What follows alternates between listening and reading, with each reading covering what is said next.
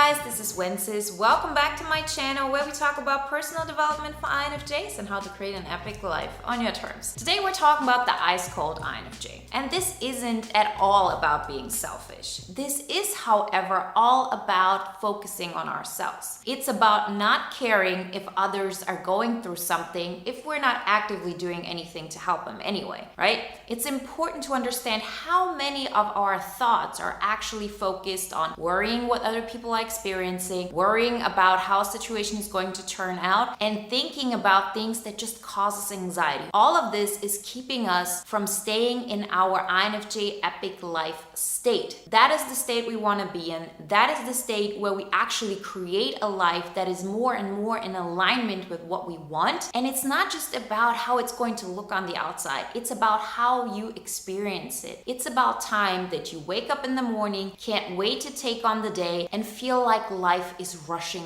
through you. It all starts with the topic we're discussing today. Before we get started, I want to remind you, if you want to take the next step in this process, then work with me privately or join the INFJ Epic Life Bootcamp. The next round starts in May. We have a payment plan this time, and you find all the information in the link below. We as INFJs have such a great capacity of understanding what other people are experiencing. We actually anticipate this. I mean, think about it. How often have you been in a situation, let's say, with a third friend, and that third friend is saying something about the second friend? Or, like just two people have a situation like this and you're a part of it, or you are becoming aware that this kind of conversation is going to happen. And how do you feel? You actually anticipate how your friend is going to react. If this is something that's gonna hurt them, if it's something they're gonna get mad about, you feel this in your body. And this is happening because you as an INFJ are first off very aware of how other people are actually experiencing something, and they've experienced this in the past. You know that these kind of points trigger them and that they're going to have an energetic reaction towards it. So we are able to pick that up. It has all to do with our cognitive functions. This isn't some esoteric thing. This isn't magic, right? It's just the way we pick it up, we experience it through the way we see the world. So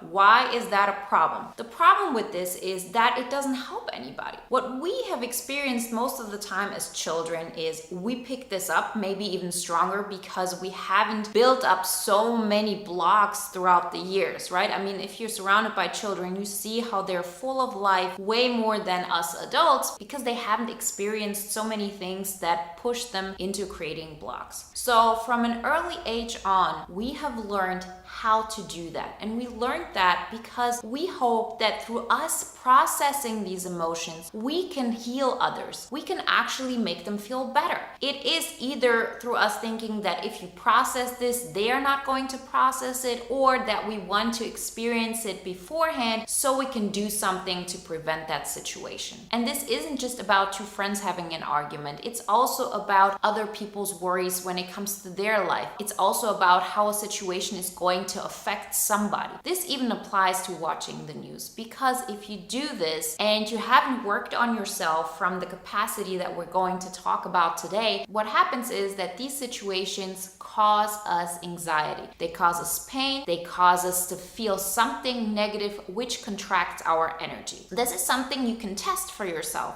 Just the next time when you experience something that actually doesn't have anything to do with you, you will still see that you have some kind of bodily reaction. Either your stomach comes together and cringes together and you feel it there, or it's in your chest, or it's in your throat area. These are things that we are feeling. They're actively happening in our life. And so if we do this, we of course on a subconscious level think we're doing this because we have no other choice. We're doing this because this is what really is happening. Like, how can I stop feeling something? It's like, somebody close to you dies and you just are like, la la la, everything is great, But this is an extreme case. And of course we need to experience emotions in order to heal from them. But so many of these emotions, so many of these emotional reactions that we experience have actually, first off, nothing to do with us. And us experiencing them doesn't make the situation any better. You feeling bad about what's going on in the world when you watch the news, when you're not actively, let's say, donating to an organization, doesn't change anything. If your friends are fighting and you're experiencing their pain, is that going to make that situation better? Probably not. That person, your friend, is still going to experience that pain. And if you, for example, try to navigate that situation and try to moderate it so it doesn't really get to that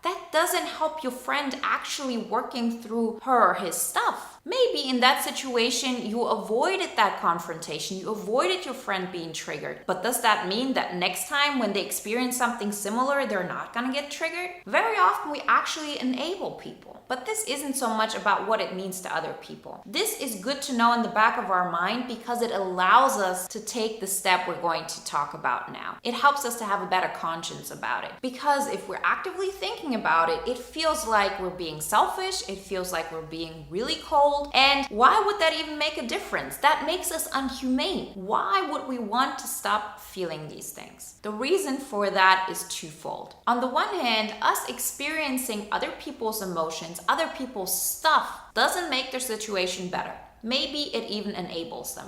We don't know. It's actually not our stuff. So it's not on us to process this. And the second point in this, and this is why I said this is twofold, if you do this, you're actually allowing yourself to run away from your own stuff. From the stuff that you need to experience, the things that you need to heal so you can stay in that state of an INFJ Epic life, in that state where creativity actually happens, where you continuously feel like you're growing. And because you feel like you're growing, you actually can. This happens when you're present. This happens when you're in a state of not thinking about anything going on the outside, nothing of that sort that allows you to run away from it. Think about it. How often have you sat down on the couch and you can't even sit there for 2 minutes before you actually turn on the TV, before you pick up a book, before you look into your phone, whatever it is? We do this because staying in our state, just staying there, is uncomfortable. Because then all of this stuff comes up that we need to actually face in order to be able to move to the next level. This is the same thing when it comes to meditation. Have you really tried it? Like the best way to do meditation, I'm not really saying the best way because this isn't my favorite, but in the essence, meditation is about sitting still, allowing thoughts to come in, then allowing them to pass, and then focusing on our breath again. It's a meditation practice because you don't just sit down and then you're able to completely be in the present. You're not completely able to make it happen the first day, probably not even after a month. The practice point of this is that continuously these thoughts are gonna come in your mind. Your mind will want to run away from being in that state because staying in that state and actually growing and to such a capacity that yes, you're going to have more financial success. Yes, you're going to have more success with your relationships. You're going to be able to live out your vocation. All of this is happening the longer you stay in your epic life state, in your personal state. This is the state where you expand. This is the state where you grow. And this isn't about, oh, I'm going to be successful in that game. This is more of a point of I'm growing as a person. I'm growing in my energy. I can now create my reality. This is hugely important. And every single time we want to do that, we want to expand, our mind will want to keep us in our comfort zone. So all of these thoughts come up, all of these possibilities, things we could focus on that will allow us to stay in our current state. This is maybe safe for us from an evolutionary standpoint. Remember, our mind is focused on danger because back in the day, it was all about survival. In order to be able to survive, we needed to anticipate any kind of danger, any kind of anxiety, anything that could happen. All of these emotions are healthy. They're supposed to keep us safe. But nowadays, we're not running from any tiger. We're not really at a point where we have to focus on surviving, really like physically surviving every day. We're in this emotional battle. We are in a place where we say, okay, I want to experience life. I don't want to be busy all the time. I don't want to be focusing on all of these things that I'm not even able to change. And therefore, I'm missing my life. It's passing me by. I'm not creating the life that I want. I'm not living my INFJ Epic life. So why do that?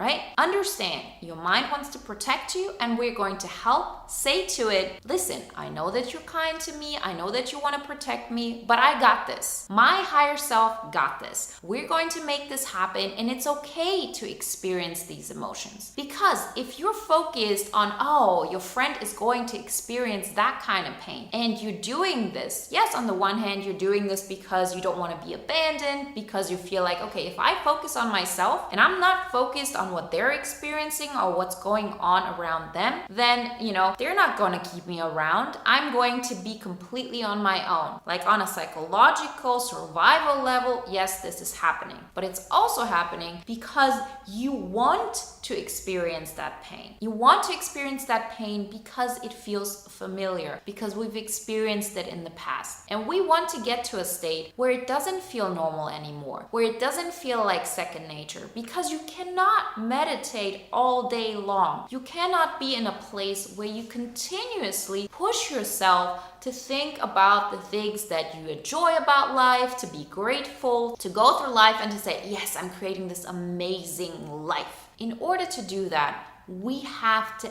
actually not care about these emotions. We have to actually not want to go there mentally. So these thoughts don't even enter our mind, and we have to lose the story around it. We have to get to a point where these thoughts, these emotions, in particular, if they're not helping us or helping others, that they're not entering our mind. That doesn't mean that you cannot focus on what your friend is experiencing, helping them out, but you do that from a conscious standpoint. It's not that you talk to your second friend and they tell you what they're gonna tell that first friend and you feel your body contracting. That's not what we want. That doesn't help anybody. This isn't about your friend. This is about you not being able to stay in your own state by you focusing on that emotion. It's normal. It's a trait that we INFJs have, and this is an amazing gift once you learn how to use it. Because if you don't, you're doing it in situations that keep you from moving forward. So when we say the Ice-Cold INFJ, it's about detachment. It's about being so much in your own state and not worrying what's going on around you until you recognize that you want to think about it. So how do we do that? We're doing that by making our emotions conscious. So we talk about it now. This becomes more of a thing you take on during the day. So I can guarantee you,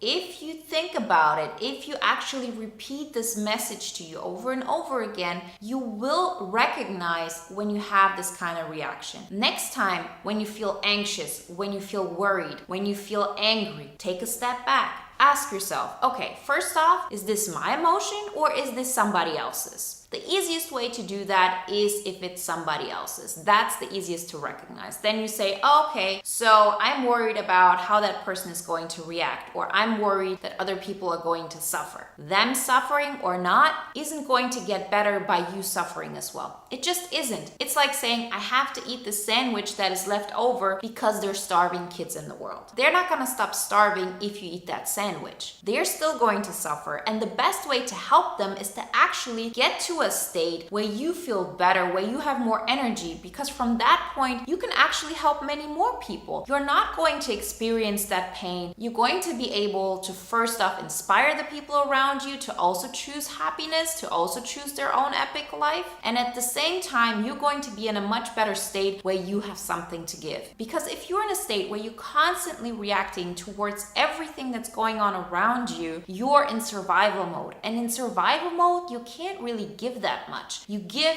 out of your own cup of energy, and you have less and less to give. But if you act from a point of, I'm giving myself as much energy as I possibly can, and what is overflowing from my cup of energy, that's what I can give. That's how I can inspire others. That is how I can donate money or donate my time, whatever it is that you feel like you want to do in order to make it better for others. Do it in a healthy outlet. So if you experience that this is going on, as I said, you take a step back and you say, okay, this is an emotion I'm feeling. I'm choosing this emotion partly because I don't want to deal with my own mess. What is my own mess? This isn't about, oh, I had this bad experience when I was 4 and then I had to actually overcome it. That's another story. What we need to do here is just to say, okay, I feel that emotion. I feel it maybe in my stomach. Maybe it's fear. Maybe it's fear of abandonment. Maybe it's fear of control. Maybe it's sadness. And you actually name that emotion. You don't say, oh, Anna is suffering right now. It hurts so much. You're saying, oh, okay, I experienced this emotion in me. Apparently, I wanted to project that onto what Anna is feeling. I don't have to do that, but I'm still feeling that emotion. That is something that is stuck in my body. It doesn't matter where this came from. It is still in your body. And to then look at it abstractly, to say, yes, I'm experiencing this emotion. I may be experiencing it in my chest area, and I'm bringing light to it.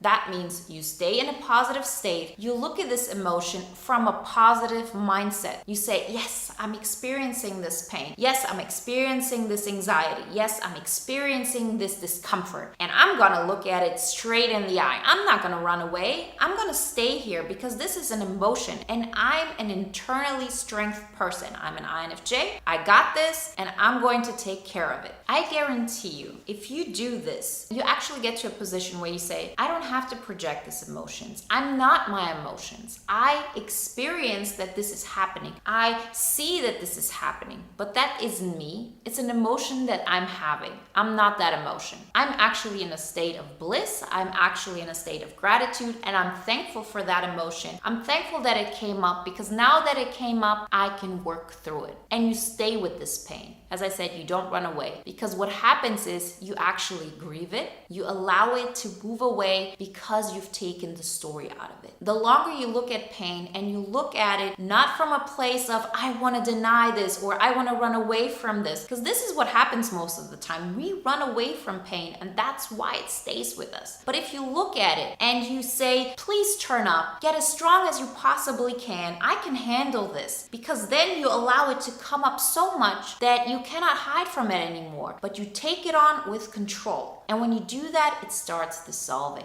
And before you know it, this emotion isn't in your body anymore. You've let it go. You looked at it so much that you allow it to just move away. The longer you actually focus on something like this, with taking control over the situation, with taking control of being in a higher state than that emotion, it just goes away. It just melts away. And then next time you have a similar situation between your friends, you're not going to experience that. You're just not, because you continuously chose to feel this way on a subconscious level because you wanted to continuously feel that pain in your chest, for example, or in your stomach, because it's something that is familiar. Not anymore. So you're not doing this. And if you continuously take that step, what's going to happen? You're continuously spending more and more time in your own creative state, and that state of the INFJ Epic life. We want to do this on autopilot. We don't want to be thinking about this all day long. That's how you do it. And that's how you become an ice-cold INFJ who has the power to create their INFJ Epic life. Remember, if you want more help with this process, then work with me privately or join the INFJ Epic Life Bootcamp. The next round starts in May. You find all the information in the link below. And if you want to watch another video now that is in alignment with today's topic, then watch the video on the juicy secret to becoming an INFJ Empath Master. Like always, guys, I wish you a wonderful day, a great week, and I'll talk to you next time.